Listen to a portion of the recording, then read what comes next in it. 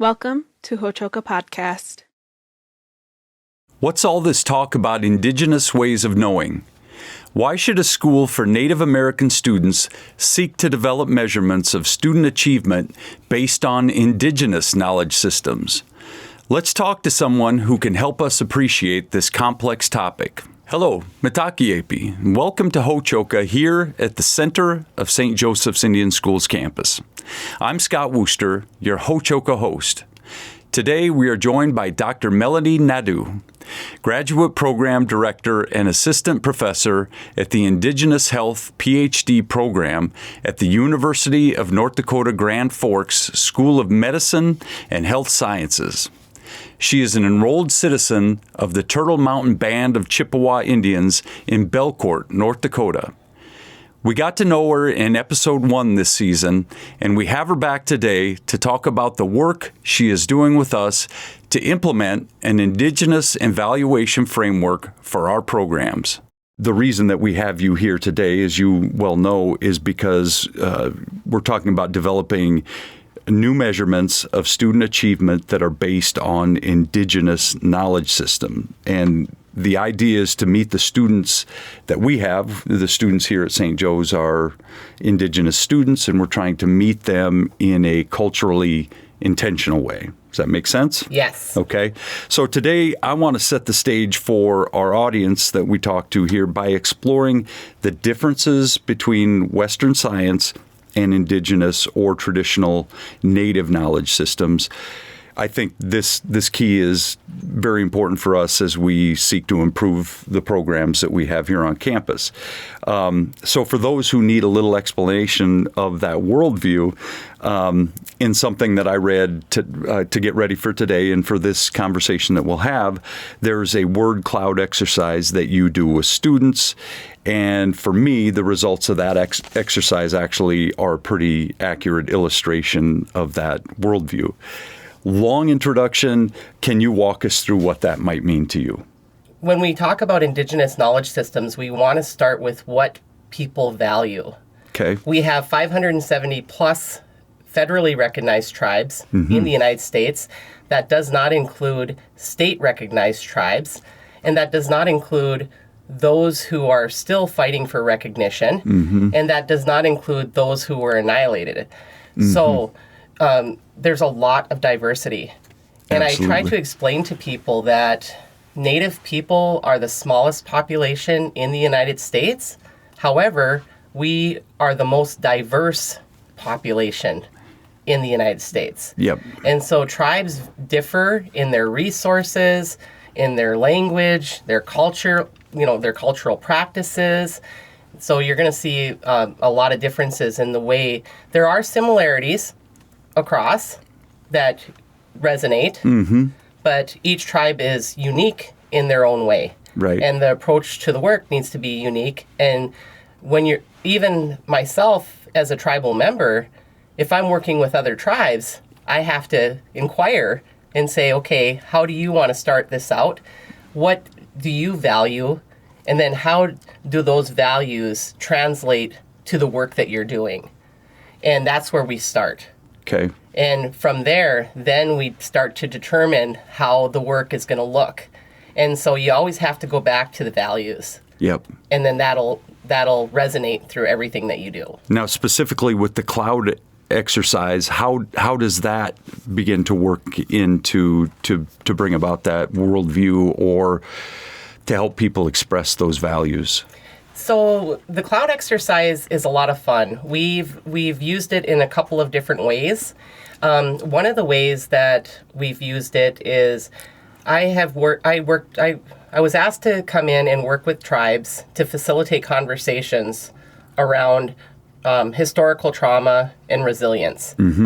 And it was a listening session, and there was multiple tribes there represented. It was a regional meeting, and I was asked to facilitate this conversation and skip introductions. And I said, you cannot skip introductions. Yeah. I know it's terrifying because we have 60 people that are going to be there. Right. We only have 2 days. Yep. And introductions can be quite lengthy. So we came up with a strategy that could honor that process, but still get us through in a timely manner. Right. And so I passed out 3x5 cards, me and my student, and we asked the members that were there, the tribal members, we said, okay, you don't have to be an artist, but can you draw us a picture of who you are and what's important to you and what you value? And the pictures that emerged from that process included animals, the land, because we're a people of a place. So that came out, cultural imaging, family, hobbies.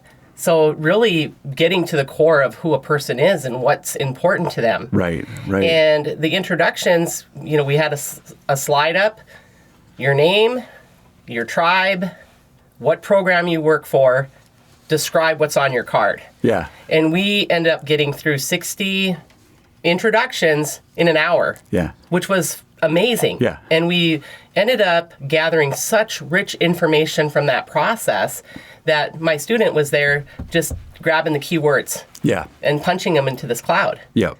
And then you could see all what was important as a collective emerge. Yep. And family, culture, connectedness. I mean, all of these things rose to the top, and it's really a powerful thing to go through that process with a group of people. Absolutely. In a very precise way, you're able to identify the strengths of the collective. And when you operate from strengths, people, it's uplifting. Yep. It helps, to move the agenda forward. People are excited. They're engaged. What I'm wondering is, there's a distinction between a Western linear view and the indigenous worldview. Can you explain that for us? It really does come down to the philosophy of how you look at life and why you're doing what you're doing and why it's important. I'll bring it to a Western institution level. So most students have to go through the institutional review board when they do research, right? All students do. Yeah. And so for, my classmates, they had to go to the University of Minnesota Institutional Review Board to get approval. I had to do the same thing. But since I'm serving my tribal community, I also had to go through the Tribal Institutional Review Board. Now, the Tribal Institutional Review Board looks at things differently than the mainstream institutional review boards. Right. And so when you look at research from a research perspective, the institutional review boards really focused in on individual protections. The Tribal Research Review Board is focused in on community level protections. Okay. How is this impacting our community? How is this impacting our culture? And what are the risks to our people as a whole? And so it's a totally different perspective when you bring things into that realm. Yeah. And so I had to get approval from not only the University of Minnesota Institutional Review Board, I had to get approval from the Tribal Research Review Board and ensure that I was covering those community protections. I had to get a resolution with the tribe. I had to get approval from the Indian Health Service Institutional Review Board. They deemed if I had to get national approval, and I had to also get a letter of accommodation from the CEO of the Indian Health Service, just to do my research with my people. Right. And a lot of these things weren't put in place just because of Native researchers coming in. It's because of what happened in the past with, harms done to our people through research. Yeah, manipulations. Yeah. But I think a lot of the, what happened with the research is, how do we move forward from that? Well, we really need to respect and ground ourselves in the work that we're doing when we're working with Native peoples in their worldview and their perspective. And it really does come down to what they look at things holistically, like for the health, holistic health, mind, spirit, body, emotional health, your heart health, love. When I was working with tribal communities and I say, what do you value? Love always was there. Yeah. Love was always present. Yeah. Okay, how do you translate that into the work that you do? And so when you're doing the work in that way, it's a lot different than just looking at, what leads, what's impacting this person dying from cancer. Mm-hmm. So if you go into a tribal community and work, like I'm a community-led scholar, so my community leads all of the work that I do. So I'll come in and I'll say, hey, I have some ideas for doing the work that we're doing. What do you think? And they're, well, we think you should do it this way. One of the things, there's certain things that happen when you're working with Native people. One of the things that's really foundational and important at SCORE is ensuring the involvement of elders in all decision-making processes, ensuring the involvement of the youth. And so this is really foundational to the worldview. It's the 7th generation principle. So 7 generations, what is going to be the impact of what I'm doing now? Right. And so really thinking long term, what impact the work that you're having is going to do, and then also honoring the past and bringing in that collective knowledge from the past into the work that you do. So the work is really grounded in community knowledge and systems. Yep. And mainstream, you don't see that. No. I was at an event and somebody was challenging, it was on artificial intelligence. Somebody was challenging and saying, well, why are you doing this? Why is it important? Well, save time and to make more money. Well, if you ask, you go into a tribal community and you're going to get a completely different answer. Right. Because it's focused on the health and well-being of the community, honoring the past, thinking about the future. Yeah. And so when you ground yourself in that philosophy, the work that you do is going to be completely different than being so detached and removed from who we are as human beings. Yeah. Here we are at St. Joe's at an Indigenous school, and we're trying to evaluate Indigenous children here at this school. They don't fit easily into state tests, state standards, things that you could call them biased, but it's a Western way or linear way of looking at things. And so the test becomes for you to provide us with ways or give us examples and help of how to evaluate just a little bit different through Indigenous standards, something that's going to cater to our population a little bit more. What does that look like? Well, I think it's really important to understand and look at the history of how research has been done. Mm-hmm. So Native people really haven't been historically involved in the process of creating the tools, of collecting the data. So that's problematic. And an understatement, too. Yeah. It's very problematic. And so when I went to school, I said, I had to create an elevator statement for a program that I was in at one point. And I literally got on the elevator and, tried to say what I had to say before the doors closed. Like I did this for real. Okay. And I settled on that I want to create culturally grounded interventions in hopes of closing the health disparities gap. Mm-hmm. Interestingly enough, that was almost 20 years ago that I came up with that statement. But I didn't realize that when I went to school that I couldn't just go get trained to do interventions. Mm-hmm. When I was in school, I realized that many times we weren't even included in the data. We weren't even on the slide. Yeah. And when we were, the data was really bad. Yep. So I'm a trained social behavioral epidemiologist. Mm-hmm. And I look at the strengths and weaknesses of the data collection process itself. And it was just horrible. Right. And the data that we have is just horrible. And so we haven't had the privilege of having the investment to do and collect data in a meaningful way for our communities. And so many times initiatives, funders, they assume that we're at the same spot. Mm-hmm. We're not. Right. And data is sovereignty. Data is power. Mm-hmm. Data is what helps get you the resources you need. And so it's foundational to everything that we do. So we really have to invest and build our capacity there. When I was in school and I worked on my dissertation, this is crazy. I wouldn't recommend this for anybody, but I did a case control study with my tribe.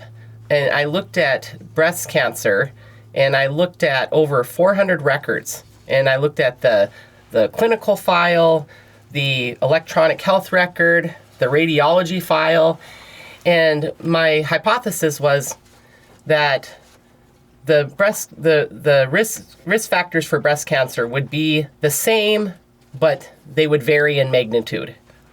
And so when I did the research, and I went back to everybody in Turtle Mountain, looked all the way back. I think, if I recall correctly, my oldest case file she was born in 1902. And so, and I did this multinomial logistic regression looking at these risk factors for breast cancer, and I threw a couple of extra factors in, and here I found out that those are not the risk factors for breast cancer in our community. People say, well, what are they? I don't know. Yeah. We need to do more research, right, because exactly. that's not what I thought I was going to find. Mm-hmm. And so that is, and when you think about breast cancer, billions of dollars have been invested in studying and researching breast cancer, but that hasn't happened with tribal communities. And so that is a real practical, example of why we need to go to ground zero and say, okay, hey, we need to work with the community so they can create their data collection tools, measures that are important to them, to see what is going to not only identify the factors that are driving, poor health outcomes, but also so that we can invest in protective factor rich environments to support the health and well-being of the community. And so that part is just as important, if not more important, than identifying the risk. Yep. And you use the term ground zero, and you beat me to the punch, because I was going to say the same thing. I mean, that as you were talking, that's what I felt was that you were starting off asking, not only collecting data, but you were asking questions that just hadn't been asked. And when I said understatement earlier, I mean, in a lot of cases, those questions hadn't been probably allowed to be asked, exactly. Right? You just couldn't ask them. There wasn't space. Yeah. There wasn't, the conversation has never been, Right. It just hasn't happened. So we're just now being brought to the table in this meaningful way. Yeah. So. Yeah, I love it. And I one thing that I'm really captivated by in this session in particular is the fact that you did take something from that point, and here we are, 20 some years later. Yep. And you're passionate about it. Your energy level is high, and you're ready, to get out there and make a difference and do something with this. Starting from that level, you're the expert in the field. Yes. And so here we are, and I get to have you on the show and we get to talk about it, which is just great. And so we're going to continue this conversation. We'll continue it in the next part, and we're going to dig in even more about what that means, how those numbers work, and what that can actually do to help us with what we do here and help people that you work with in what they do. So sounds great. And thank you to our audience and our viewers here at Hochoka, where we talk about issues that are central to Native American education today. Until next time, stay centered.